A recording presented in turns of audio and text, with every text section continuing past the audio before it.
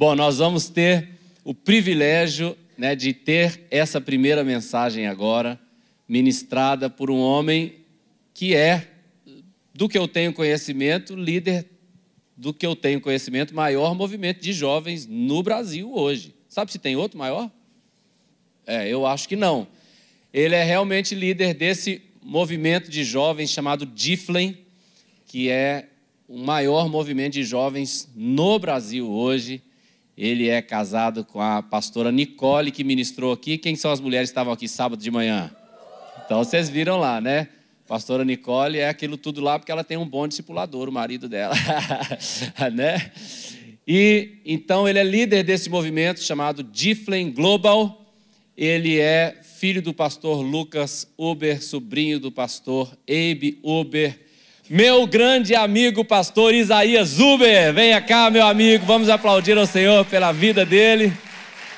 Kitesurfista, velejador, piloto de avião, parapente, mergulhador, surfista, meu Deus, esse homem, vou te falar. Senhor, nós oramos pelo pastor Isaías e te pedimos, fala conosco de uma maneira poderosa.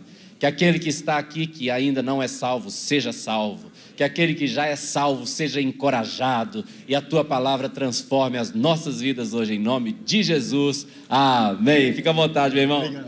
Obrigado. Amém. Boa noite, boa noite, boa noite. Quem está feliz aí, diga amém bem alto. Amém. Glória a Deus. Gente, é uma alegria tão grande de poder estar de volta com a minha família. Eu me considero parte aqui da casa do Pai. Amém, gente? É um privilégio muito grande. Eu ministrei aqui muitos anos atrás, no Tadel, quando era no outro local ainda.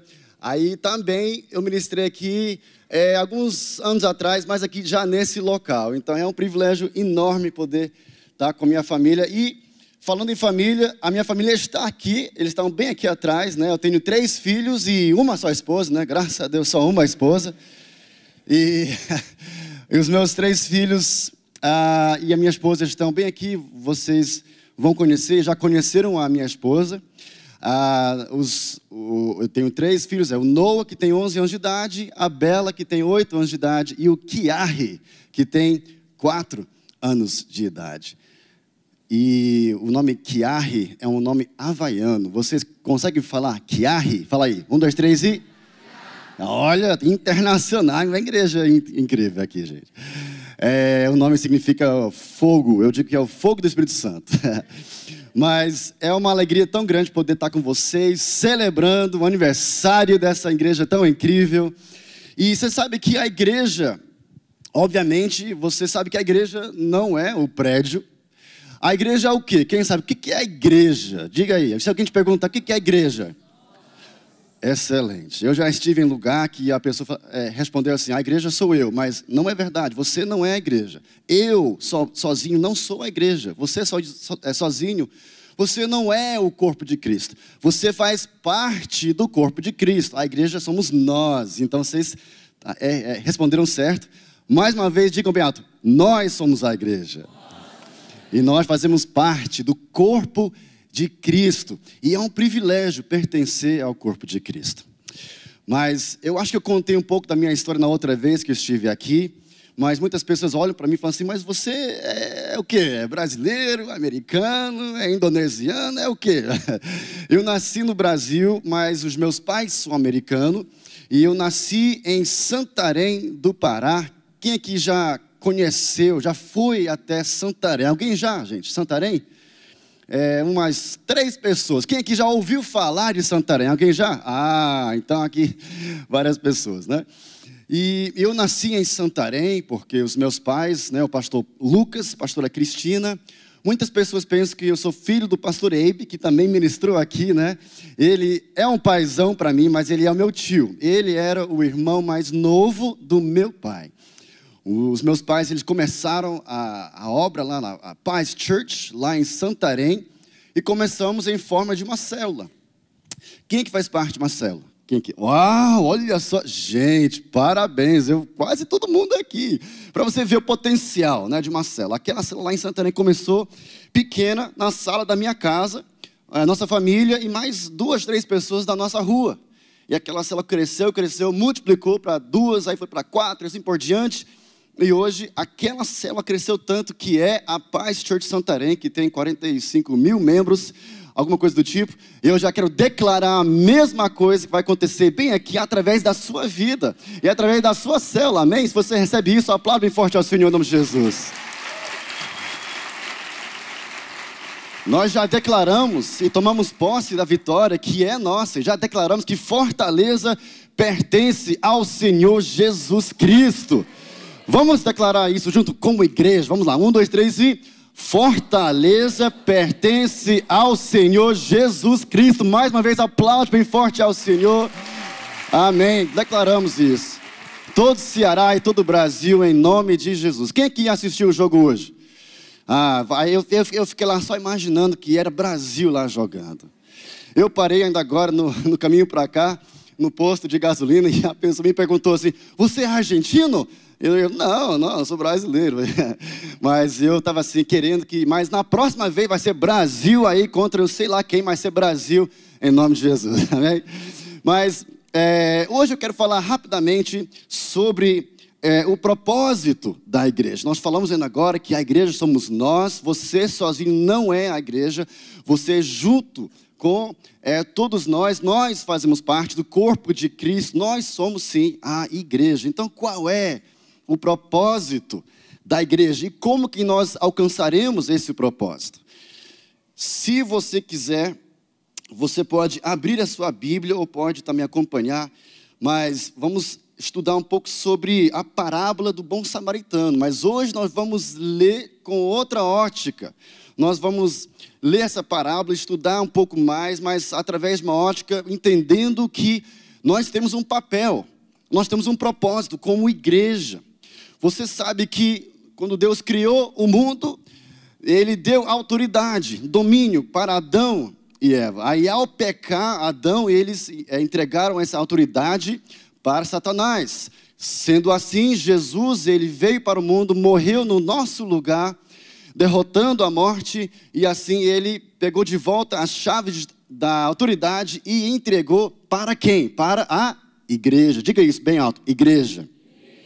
Então hoje a igreja tem essa autoridade, a igreja tem esse papel de cuidar, de autoridade sobre a terra, no sentido de, por exemplo, se eu colocar uma cadeira, eu já fiz isso em outro lugar e deu muito certo, mas para economizar o tempo, você pode imaginar hoje à noite. Quem tem uma imaginação incrível, faz assim.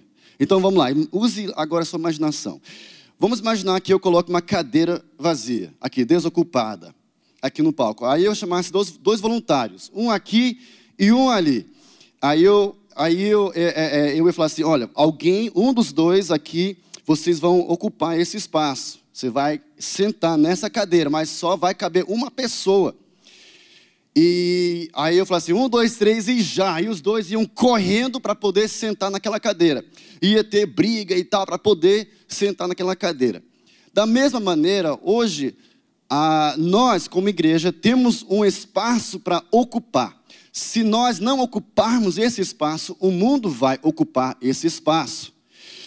E é interessante que nós como igreja, nós temos uma responsabilidade, diga isso, responsabilidade de ocupar esse espaço. Esse espaço é nosso para ocupar, porque nós temos recebido as chaves da autoridade de Cristo. Então, vamos imaginar esse exemplo que eu dei de ocupar a cadeira. Agora, vamos ler então rapidamente aqui essa parábola tão interessante, que começa em Lucas 10, 29. Quem já achou, diga amém. Então, abre a sua Bíblia aí. Levanta a sua Bíblia rapidinho aí. Levanta bem alto a sua Bíblia. Parabéns. Levanta o seu telefone. Isso aí, eu entendo. Então, ligue a sua Bíblia, por favor. Tá? Eu também sou assim. Tá? Ligue aí para Lucas 10, 29. Porque depois em casa você vai estudar melhor esse versículo. Amém. Então, vamos lá. Vamos começar aqui. Lucas 10, 29 fala assim: mas ele, quem era ele? Quem era ele? Ele era um perito na lei. Vamos entender melhor o contexto. Jesus estava conversando com o povo e aí apareceram alguns peritos na lei, fariseus, e eles perguntaram: Jesus, qual é o maior mandamento? E aí ele respondeu: ame o seu Deus, e aí, em segundo lugar, ame o seu próximo. Aí é que entra essa parábola. Mas ele, esse perito na lei, querendo justificar-se, gente, olha só essa linda, loira, maravilhosa, uau! Gente, aplaude bem forte essa menina, vou te falar, é outro nível, agora, parece que é outro ambiente agora, né, realmente, nossa. Eu ia contar a história de como eu conheci a Nicole, mas eu acho que não vai dar tempo. Eu conto rapidinho, gente? Tá, rapidinho aqui, vou contar só rapidamente, porque é o seguinte, eu nasci em Santarém do Pará, né? Não sei quantos conhecem a nossa história, mas só para resumir aqui, né? Nós moramos num barco na Amazônia por vários anos, e assim, a visão dos meus pais era de plantar igrejas nos ribeirinhos da Amazônia, porque ele ouviu falar que tinha 40 mil comunidades e só 3 mil com uma igreja evangélica, ou seja, 37 mil comunidades sem nenhuma igreja evangélica. Então, por isso, nós fomos morar num barco.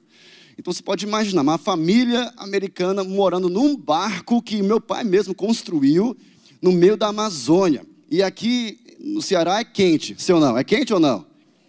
Tá, mas em Santarém é muito mais quente. Lá é tão quente que o urubu voa com uma asa só. E a outra asa só fica se abanando.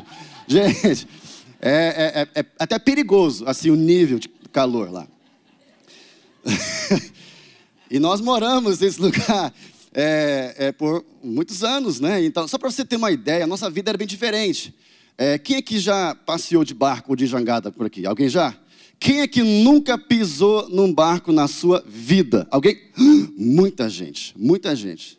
Mas você sabe o que é barco, né? Você já viu barco? Foto de barco? Tá. Então, nós moramos, né, em um barco por vários anos.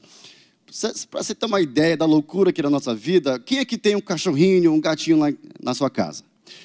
Na nossa casa, nosso barco, tínhamos uma onça. Alguém nos deu de presente, filhote de onça. Verdade, não estou brincando com vocês. Aí, essa onça ficou crescendo, né? Ficou maior e maior, e a minha mãe ficou com medo que o nosso gatinho não parava de crescer. E ela achava que a onça ia me comer, então a gente deu de presente para alguém. Mas era a vida na Amazônia, bem diferente, a gente pescava muito. Mas para resumir, indo, né, de barco para uma outra comunidade, demora muito. Para você que já viajou de barco, é lento, é devagar. Então, às vezes a gente demorava dias até chegar na outra comunidade. Então, o meu pai ficava agoniado, de tanto assim, tempo perdido na viagem. Então, ele começou a orar e pedir a Deus para Deus, assim, abrir uma porta para um outro meio de transporte mais rápido. E uma missão americana, eles doaram um ultraleve, que é um avião muito pequeno. E ele, então, ele usava esse aviãozinho para alcançar os ribeirinhos e plantar igrejas. E ele voou por muitos anos, ele me levava com ele nas viagens missionárias. Só que um dia, eu tinha 10 anos de idade, me acordaram 2 da manhã e falaram: Isaías, acorda. Eu acordei, meus 11 anos, e falei: Isaías, o seu pai, ele sofreu um acidente no avião. E ele está com Jesus agora. E para mim foi muito difícil, porque para mim o meu pai, ele era o meu maior herói, meu melhor amigo, ele me levava com ele nas viagens. E para mim eu sofri demais mesmo. E eu tinha visto pessoas assim, ao passar por um tempo difícil, né? Talvez você já viu isso também. A pessoa acusa Deus às vezes, e a pessoa se afasta de Deus. Quem é que já viu isso acontecer? E eu pensei, será que eu faço isso agora? Mas eu pensei, não, eu não posso fazer isso, porque é agora mais do que nunca que eu preciso de Jesus. Então, quando eu tinha 10 anos de idade, eu já tinha entregue minha vida a Jesus, mas eu fiz aquela oração desesperado, falei assim: Jesus, Deus, seja o meu pai, mas não só o meu pai celestial, mas seja o meu pai aqui presente comigo, me carrega, por favor. E Deus é fiel, amém, queridos? E naquele momento Ele me carregou, e na verdade Ele me carrega até hoje. Ele deseja também andar do seu lado, ser o seu pai. Basta você só dizer sim: Deus, seja o meu pai. É tão simples assim. 3 anos depois, a minha mãe casou de novo e foi morar num lugar que é muito parecido com a Amazônia, que é Tóquio, no Japão. E mais uma vez eu sofri demais, porque eu não queria sair do Brasil. Gente, Brasil é incrível, Brasil é maravilhoso. Brasil, nós temos uma porta escancarada para pregar o evangelho. Gente, aqui no Brasil é tão incrível. É assim, você pode estar aqui no ponto de ônibus, não conhecer ninguém, mas depois de 10 minutos você já é o melhor amigo da pessoa aí do seu lado, já trocou o WhatsApp, já trocou o Instagram. É ou não é, gente? É maravilhoso. No Japão não é assim, demora muito mais para você conhecer a pessoa. Enfim, eu sofri muito ao ir para lá, eu não conheci ninguém, não falava a língua japonesa, mas graças a Deus que eu fui morar no Japão, porque foi lá no Japão, no outro lado do mundo, que eu conheci a mulher mais linda do mundo, do universo. Eu lembro até hoje, eu estava andando e eu vi ela lá longe, e eu parei assim... Olhei para cima e falei assim, Deus, 2 palavras. Parabéns, parabéns. Parabéns, o Senhor caprichou nela. Uau! E tem muito mais para essa história, mas não vou contar agora porque o nosso tempo. Mas foi assim que eu conheci essa linda, alta, loira. Vários anos depois, finalmente, eu não sei como, mas eu consegui convencer essa mulher para casar comigo. E ela é uma bênção, segue aí no Instagram, ela é uma mãe incrível, uma esposa maravilhosa, e ela prega demais. Quem estava aqui, as mulheres, para ouvir a palavra? Quem foi abençoada pela Nicole aí? Amém, glória a Deus. Então vamos lá, Lucas 10, 29, fala assim, mas ele, o perito na lei, querendo justificar-se, porque ele sabia que ele não amava o próximo. Então ele perguntou, mas Jesus, peraí, mas quem é o meu próximo? Então, querendo justificar-se, ele perguntou, quem é o meu próximo? Em resposta, disse Jesus, um homem descia de Jerusalém para Jericó. Nós podemos imaginar aqui, trazendo para o nosso contexto, um homem descia da aldeota até Beira-Mar, e aí ele foi assaltado. Graças a Deus que aqui em Fortaleza não existem assaltantes. Amém ou não amém? Amém. Vamos tomar posse dessa palavra aí. Vamos declarar que não tem isso. Mas vamos trazer para um contexto assim de hoje, porque hoje vamos no mundo de filosofias, de ideologias, nós somos constantemente bombardeados, assaltados com filosofias antibíblicas. É ou não é, gente? Somos bombardeados com mentiras do diabo. Somos bombardeados, assaltados, literalmente, com muitas ideologias que vão contra a Bíblia. Então, agora, vamos ler esse contexto aqui, ler essa passagem, esse texto, no contexto de igreja local. Entender o nosso propósito, tá? Então, vamos imaginar que esse homem aqui era um futuro membro da casa do pai, tá? Então ele estava indo e ele e continua sendo assaltado, bombardeado com muitas filosofias antibíblicas. E a Bíblia fala aqui, estes lhe tiraram as roupas, espancaram-no e se foram, deixando-o quase morto, tá? Então imagina, esse homem foi assaltado, espancado, e aí ele foi deixado quase morto na rua, no meio da rua. E aí a Bíblia fala que, vamos lá, aconteceu estar descendo pela mesma estrada um sacerdote. E aí, ao ver o homem, o sacerdote se compadeceu dele, foi lá e cuidou dele, sim ou não? Não.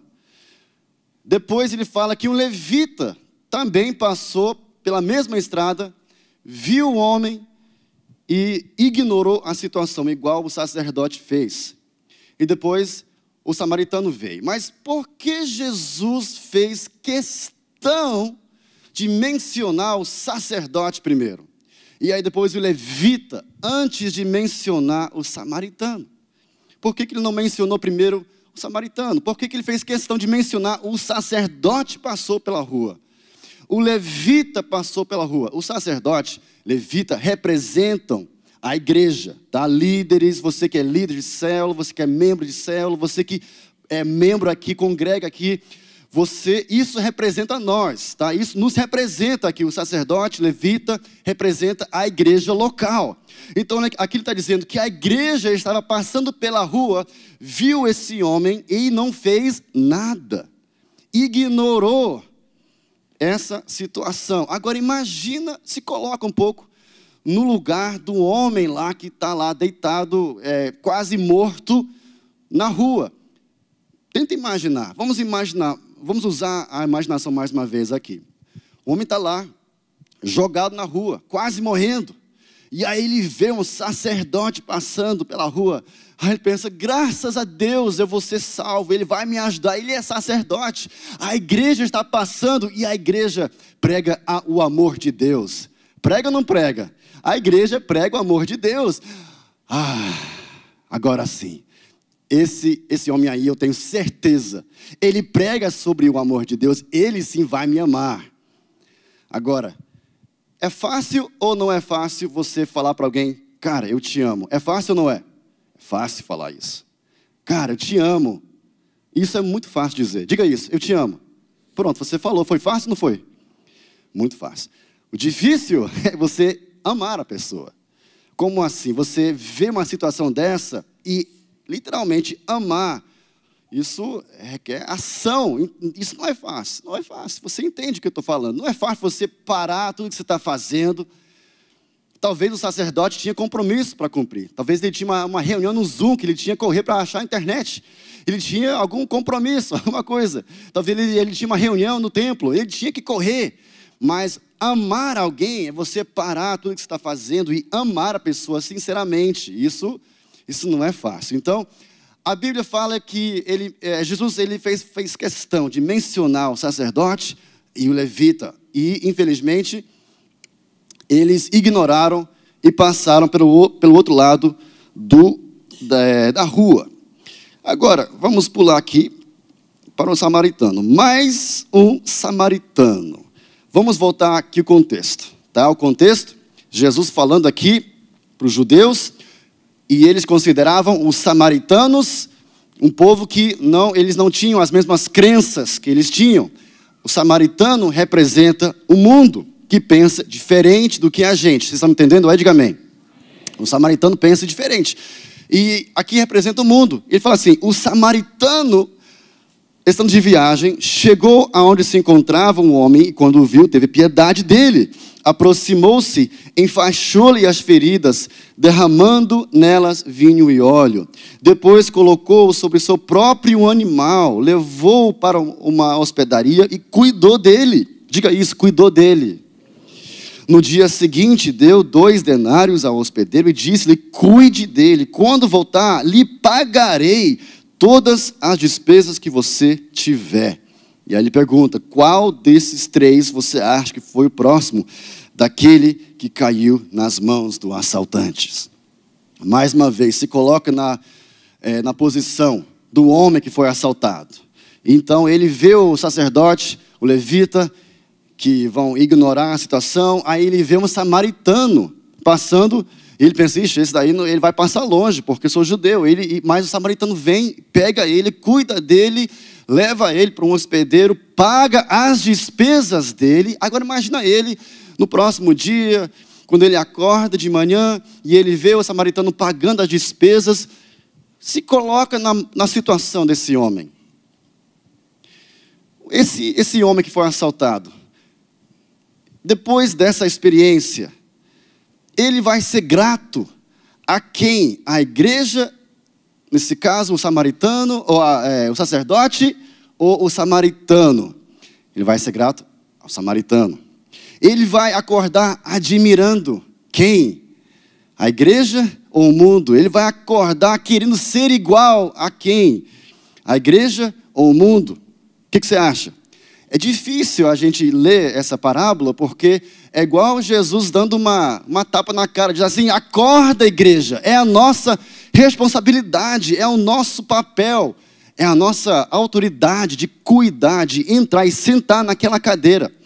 A Bíblia fala aqui em Mateus 12:43, se puder colocar também, fala assim, quando um espírito imundo sai de um homem e passa por lugares áridos, procurando descanso e não encontra, e diz: voltarei para a casa de onde saí. Chegando, encontra a casa desocupada. Diga isso, desocupada. E esse espírito imundo, ele encontra a casa desocupada, então ele já pensa: eu vou voltar para essa casa que está desocupada, varrida e em ordem. Ou seja, é um convite aberto para esse demônio voltar e habitar onde ele habitava antes, mas ele foi expulso. Da mesma maneira, assim, qual seria o certo depois de expulsar esse demônio? Fazer o quê? De ocupar aquela vida, ocupar aquele espaço. Para quando o demônio voltar, ele vê que a casa não está desocupada, mas está ocupada com Jesus, com o Evangelho, com o amor de Cristo. Então aqui fala, então ele vai e traz consigo outros 7 espíritos piores do que ele, e entrando passam a viver ali. E o estado final daquele homem torna-se pior do que o primeiro, e assim acontecerá com essa geração perversa. Então você vê aqui claramente que nós temos uma missão para cumprir. Diga isso, eu tenho uma missão para cumprir. Diga isso, nós somos a igreja. Essa é a nossa missão. Então, como vamos cumprir com esse propósito? Como nós vamos preencher esse vácuo? Como é que nós vamos sentar nessa cadeira e tomar posse da nossa identidade e da nossa autoridade em Cristo? Tá, para resumir aqui, através de duas maneiras. A primeira é através de amor, diga isso, amor. E através da unidade, diga isso, unidade. Como eu falei antes, o amor é muito fácil você falar.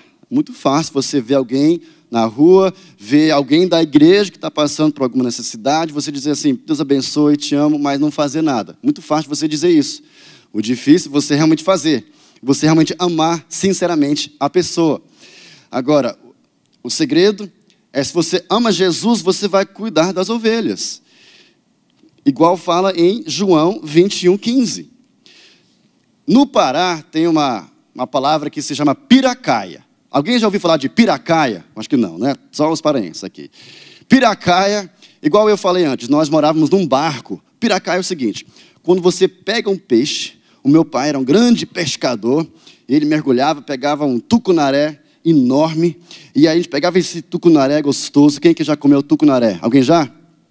Agora, imagina pegar esse tucunaré fresquinho, chegar numa praia, lá no rio Tapajós, no rio Arapiuns, onde tem muitas praias lindas, areia branquinha, você já conhece, né? Pois é, praias lindas, igual aqui no Ceará. Agora imagina você chegando lá numa praia linda dessa, pegando esse tucunaré e assando esse peixe gostoso, bem aí na praia.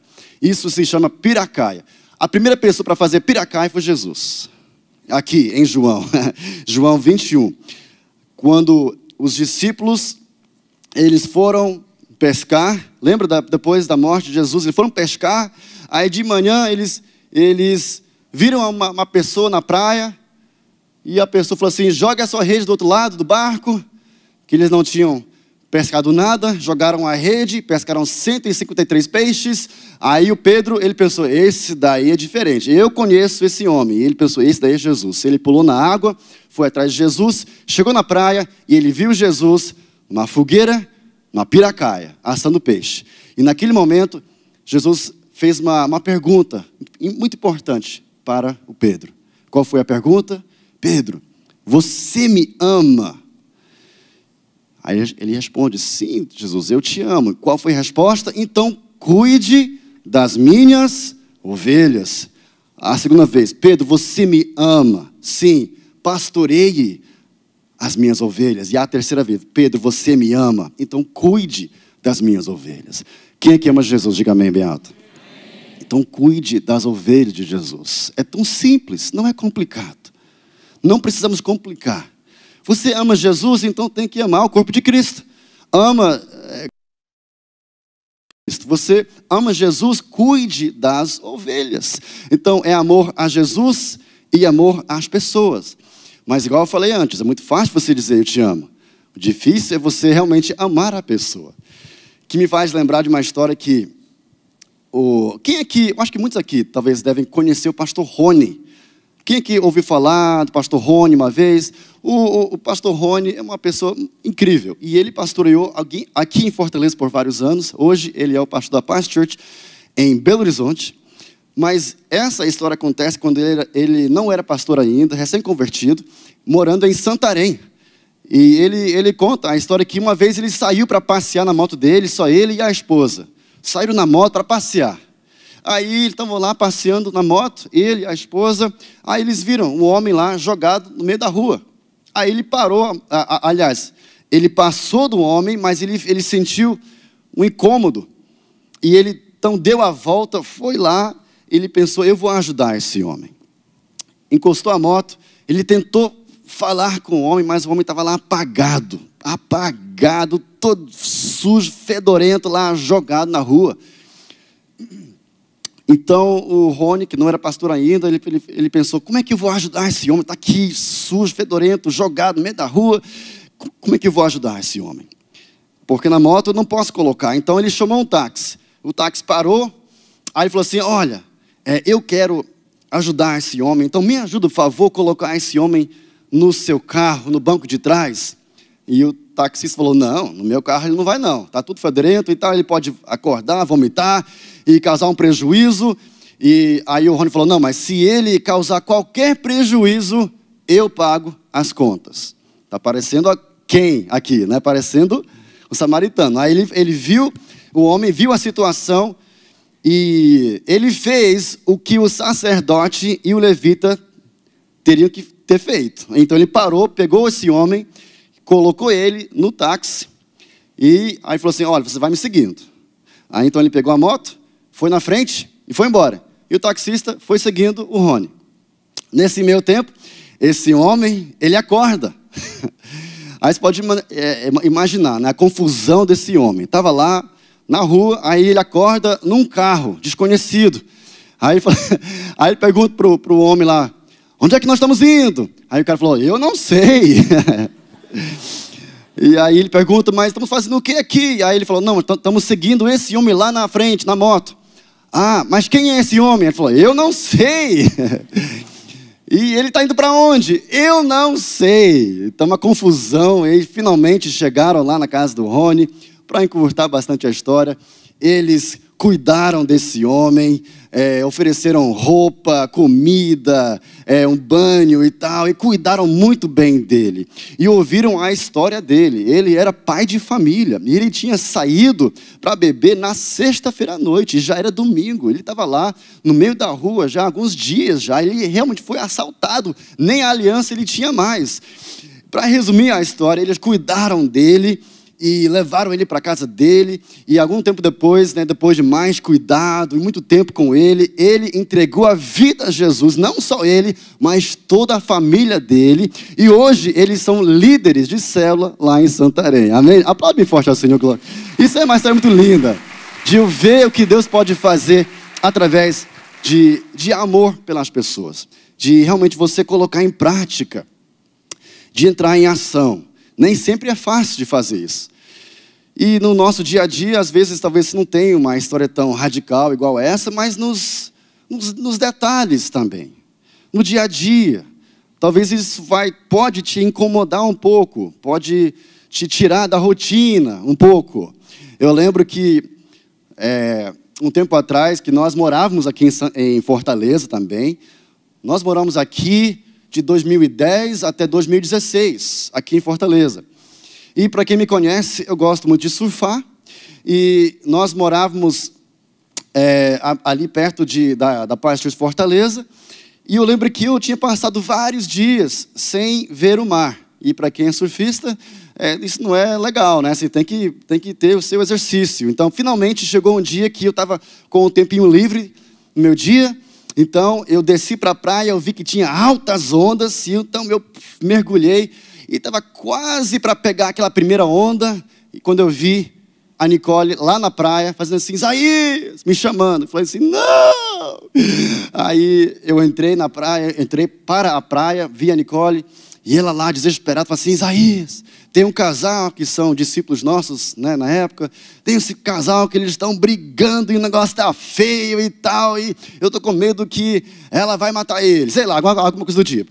E aí eu pensei, não, tinha que ser agora, tal.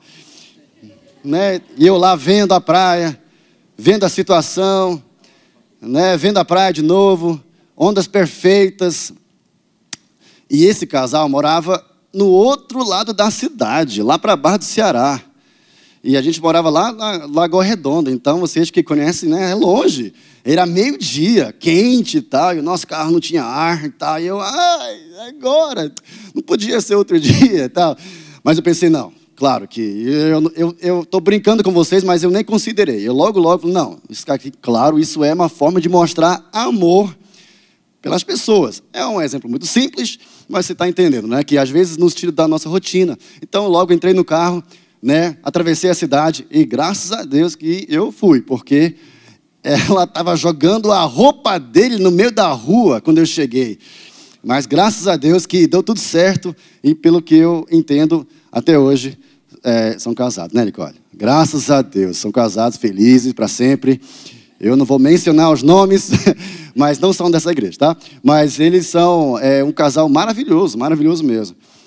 Mas às vezes o amor vai te chamar para fazer algo que você não quer fazer, vai te tirar da sua zona de conforto. Quem está me entendendo aí, diga amém.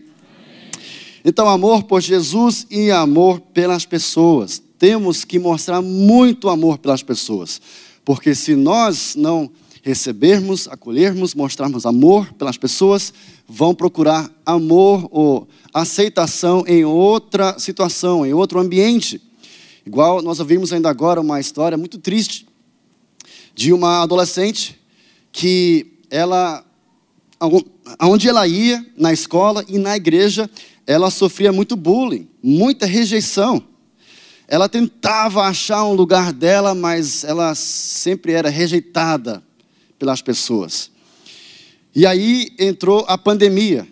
E durante a pandemia, ela ficou muito no online. E infelizmente ela encontrou uma comunidade online, uma comunidade, né, que é a comunidade LGBT, e ela sentiu aceita. E infelizmente essa história não tem um fim feliz ainda. Estou declarando e tomando posse da vitória dela, mas ela hoje se considera parte dessa comunidade. Por quê? Porque ela estava procurando amor. E ela não encontrou amor na escola, não encontrou aceitação, amor na igreja. Então ela encontrou em outro lugar. Nós temos um papel, temos uma responsabilidade. Diga isso, eu tenho uma responsabilidade de amar sinceramente, verdadeiramente. Então vamos continuar aqui. Vamos ler aqui Romanos 12:10. 12:10. Fala assim: dediquem-se uns aos outros com amor fraternal. Prefiram dar honra aos outros mais do que vocês. João 13:35 fala assim: com isso todos saberão que vocês são os meus discípulos se vocês se amarem uns aos outros. Mas a pessoa me feriu. E aí, o que eu faço? 1 Pedro 4:8 fala assim: sobretudo, amem-se sinceramente uns aos outros, porque o amor perdoa muitíssimos pecados. Não é fácil, mas vale a pena. Amor, diga amor. Agora, unidade, diga unidade. Unidade. Juntos seremos invencíveis. Eu tenho certeza disso. O corpo de Cristo é muito forte quando a gente trabalha junto. E o que gera unidade é esse amor expressado através das palavras e das ações. Então vamos ver rapidamente aqui para encerrar alguns inimigos da unidade. O primeiro inimigo da unidade é um espírito crítico. Diga isso, um espírito crítico. Talvez você já foi essa pessoa no passado, de sentar só lá atrás com o braço cruzado, só criticando as pessoas, não participando das atividades. Talvez você conhece alguém que faz isso, mas Mas, assim, isso é um inimigo da unidade. Pessoa que fica só criticando as pessoas. E, às vezes, nem é na igreja. Às vezes, é em outro ambiente. Às vezes, é na família, na escola. Agora, por que essa tentação é tão forte de criticar as pessoas? Tem várias razões. Mas algumas das razões pelas quais nós criticamos as pessoas é porque a gente, talvez, não está sentindo tão seguro com o nosso trabalho. Por exemplo, a gente não está fazendo um trabalho tão excelente, então a gente procura defeitos em outras pessoas. Quem está me entendendo aí?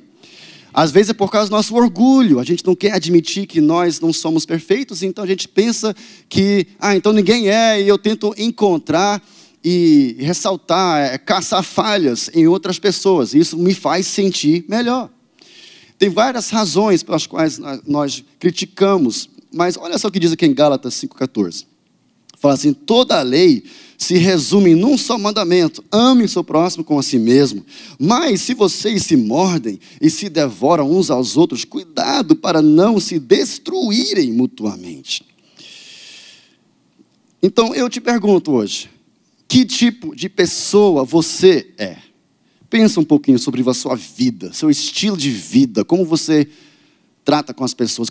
Que tipo de pessoa? Você é um caçador de falhas ou você é um semeador de esperança?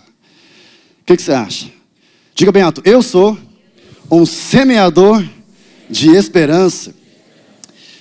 Isso é tão importante, porque um caçador de falhas, está toda hora caçando falhas nas pessoas. E às vezes, como eu falei, às vezes é por insegurança nossa, às vezes é por causa do orgulho, mas às vezes é porque a gente simplesmente não entende por que a pessoa está fazendo tal coisa. Eu lembro que quando eu era solteiro, não tinha filhos, eu ia para o supermercado e eu via lá aquela situação que talvez você, pai, mãe, você já passou por isso. Eu observava lá uma situação que um pai, uma mãe lá brigando com o filho de 2 anos de idade. E aquela gritaria, e o filho gritando e tal, aquela coisa toda, aquela loucura. E eu ficava lá só criticando, assim: quando eu for pai. Você que é solteiro talvez já ainda pensa assim, mas aí, assim, é porque eu não entendia. Eu não era pai ainda, eu não entendia a realidade. Eu não entendia que, gente, é complicado, é difícil você criar filho. E eu aprendi que você não consegue negociar com terroristas, gente. Eu aprendi que é diferente. Não é tão fácil assim, não é tão simples assim. E eu criticava porque eu não entendia. Isso faz parte de caçador de falhas. Mas, graças a Deus que aqui não tem nenhum caçador de falhas. Amém ou não amém? Aqui só tem semeador de esperança. Igual fala em Romanos 15, 13. Se puder colocar aí também, Romanos 15, 13. Fala assim: que o Deus da esperança, diga isso, esperança, os encha de toda alegria e paz, por sua confiança nele. A sua confiança não está em você, a sua confiança está nele. Por isso que você consegue semear esperança. Para que vocês transbordem de esperança pelo poder do Espírito Santo. Ao ler a Bíblia, você entende que existem tantas frases de esperança para te encorajar no seu dia a dia. Você lê que não há condenação para aqueles que estão em Cristo Jesus. Isso te traz esperança, sim ou não? Não há condenação agora para você que está em Cristo. Isso me levanta, isso me traz o entendimento que eu tenho esperança, que não existe mais condenação se eu estou em Cristo. A Bíblia fala que o Espírito Santo te ajuda na sua fraqueza, isso te traz esperança. A Bíblia fala que você é mais que vencedor. A Bíblia fala que Jesus está à direita do Pai e intercede por nós. Tudo isso me traz esperança. Eu fico pensando naquela história, quando Jesus estava lá e trouxeram para Jesus aquela mulher que foi pega no adultério, e aí os fariseus começaram a caçar falhas, a querer acusar essa mulher. O que Jesus faz? Ele começa a semear esperança, e por causa dessa esperança, ela não morreu naquele dia. E você é um semeador de esperança ou um caçador de falhas? Outro inimigo da unidade. Outro inimigo da unidade é a fofoca. Diga isso, fofoca. Quem aqui nunca fofocou na sua vida?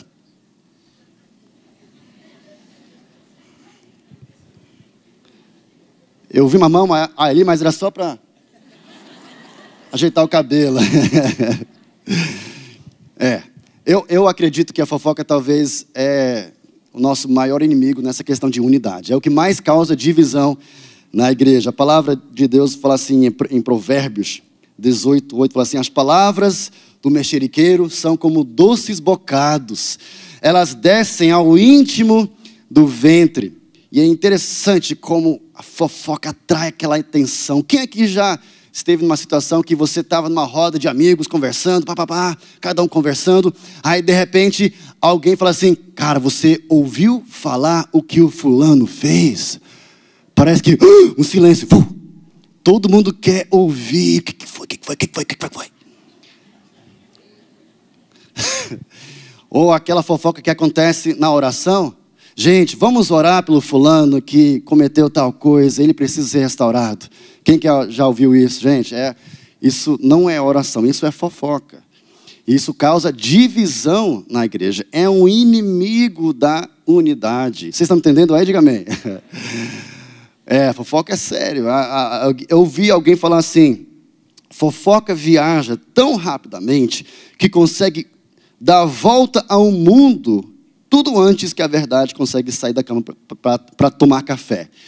Fofoca viaja muito rapidamente, igual aquele telefone sem fio. Quem que já, assim, quando era criança e tal, você já fazia isso? Telefone sem fio, assim, viaja e você recebe a informação depois, outra informação, totalmente diferente. E é assim que também a fofoca cada vez mais vai crescendo e vai piorando. Mas você pode dizer: não, mas não é fofoca, é verdade o que estou falando. Então eu preciso falar porque é verdade. Tudo que você for falar tem que ser a verdade. Mas nem toda a verdade tem que ser falada. Quem entendeu aí? Eu repito?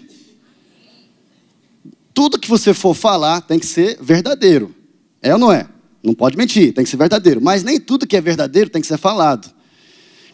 Vou deixar essa frase só assentar um pouco, para você entender um pouco melhor. É muito forte isso. Nós temos que aprender a controlar essa coisa bem aqui. É ou não é? Pega na língua da pessoa. Não, brincadeira. Você... Não é fácil. É fácil você entender e concordar. O difícil é fazer. Controlar essa língua aí não é tão fácil. Mas nem tudo que é verdade tem que ser falado.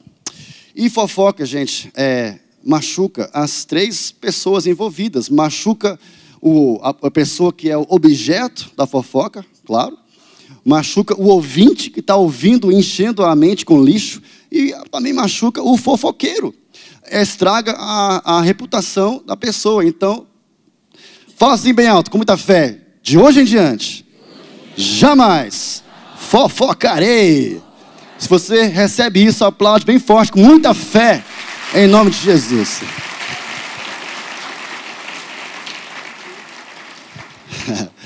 Eu vou só encerrar com uma rápida dica para você.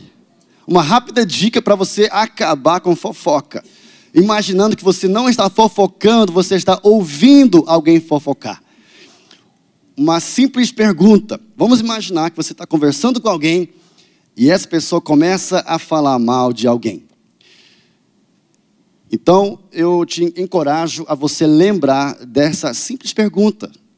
Ao você estar ouvindo essas coisas negativas e fofoca contra alguém, você fala assim: peraí. Essa pergunta aqui. Por que você está me dizendo isso? Só isso. Por que você está me dizendo isso? Aí pode até assim falar assim: mas você já falou com o fulano sobre isso? Sobre a pessoa assim, de quem você está falando mal? Fala com ela, não fala comigo. Isso não é sobre mim, é sobre ela. Então, por que você está me falando isso? Diga isso. Por que você está me falando isso? É simples ou não é? E a pessoa já vai entender, realmente, por que eu estou te falando isso? A pessoa fala assim, eu não quero falar mal, mas falar mal. Não. Isso não te dá desculpa para falar mal de alguém. Você já ouviu isso? Ou você já falou isso? Eu não quero falar mal, mas falar mal de alguém. Gente, não é uma porta aberta, agora você tem uma desculpa para falar mal de alguém. Unidade gera avivamento. Diga isso, unidade gera avivamento. Então, gente, vamos sonhar junto com isso. Imagina uma igreja, um corpo de Cristo, unida, andando, com uma só missão, com uma só linguagem, sem falar mal, dentro do corpo de Cristo e cumprindo com o seu propósito de cuidar das pessoas. Juntos seremos invencíveis, invencíveis. E isso começou no coração de Deus. E tudo que vem de Deus realmente é imparável. Igual o Gamaliel falou em Atos 5:38, fala assim: se o propósito ou a atividade deles for de origem humana, fracassará. Mas se proceder de Deus, vocês não serão capazes de impedi-los, pois se acharão lutando contra Deus. A igreja é de Deus. Ninguém vai conseguir impedir a igreja, o avanço da igreja. Ninguém vai conseguir, ninguém, nenhuma situação política, ninguém vai conseguir impedir o avanço do reino de Deus aqui na terra através da igreja local. Fala bem alto, eu faço parte da igreja local. Eu quero pedir a banda para subir aqui, não sei se vai ter banda, Eu queria rapidamente a banda para subir e eu queria que você ficasse em pé rapidinho. Vamos ficar em pé para você esticar um pouquinho o corpo aí. E nós vamos ler junto. Vamos ler junto aqui uns 3 versículos de voz alta. Quem aqui está cansado? Diga amém. Te peguei. Quem aqui está cheio de alegria, de energia? Diga amém. Agora sim. Glória a Deus. Então você vai usar essa sua voz aí com muita energia, com muita ousadia. E você vai ler junto comigo. Vamos ler Romanos 12, não sei se tem como achar, em Romanos 12, 4 e 5. Romanos 12, 4 e 5. Então vamos lá, no 3, vamos ler uma voz bem alta, ousada, no 3. 1, 2, 3 e... Assim como cada um de nós tem um corpo com muitos membros, e esses membros não exercem toda a mesma função, assim também em Cristo, nós que somos muitos, formamos um corpo e cada membro está ligado a todos os outros. Faz assim, interliga o seu braço com a pessoa do seu lado, se você quiser. Se você não quiser, não precisa, mas faz assim. Se você não quiser interligar, só pega assim no ombro, alguma coisa. E nós vamos ler agora esse próximo versículo, 1 Coríntios 12. 1 Coríntios 12, 4 a 6. Quando aparecer ali, nós vamos ler. Vamos lá. 1, 2, 3 e... Há diferentes tipos de dons, mas o Espírito é o mesmo. Há diferentes tipos de ministérios, mas o Senhor é o mesmo. Há diferentes formas de atuação, mas é o mesmo Deus. O último versículo, eu vou pular aqui para 1 Coríntios 12, 26. 12, 26. E vamos estar ensinando com isso. Mais uma vez, voz bem alta. Com alegria, 1, 2, 3 e... Quando um membro sofre, todos os outros sofrem com ele. Quando um membro é honrado, todos os outros se alegram com ele. Ora, vocês são o corpo de Cristo. Cada um de vocês, individualmente, é membro desse corpo. Aplaude bem forte ao Senhor em nome de Jesus. Glória a Deus. Glória a Deus. Só quero orar para você rapidamente, feche teus olhos, concorda em fé junto comigo. Pai, muito obrigado que nós temos, Pai, esse propósito. Obrigado que nós somos o corpo de Cristo aqui na terra. Obrigado que o Senhor nos deu uma missão para cumprir. E eu declaro sobre Casa do Pai, sobre essa igreja incrível, maravilhosa, que ama verdadeiramente as pessoas, que nós aqui, como família, nós iremos cumprir com esse propósito. E nós iremos ocupar o nosso espaço. Nós sim iremos sentar nessa cadeira. Nós sim iremos ocupar e realmente tomar posse da nossa responsabilidade. E cuidar das pessoas, amar as pessoas, porque nós amamos Jesus. Por causa do fato que nós amamos Jesus, vamos cuidar bem das ovelhas de Jesus. E é isso que eu declaro sobre a sua vida, em nome de Jesus. Antes da gente encerrar, coloca essa mão no seu coração.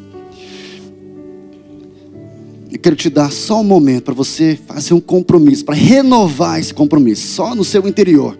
Você não vai sair desse lugar, não vai falar isso em voz alta, só vai renovar esse compromisso no seu interior. Você pode renovar assim: Jesus, eu renovo. Quero renovar esse compromisso de amar sinceramente as pessoas. Você pode falar isso agora. Eu quero renovar esse compromisso de amar as pessoas.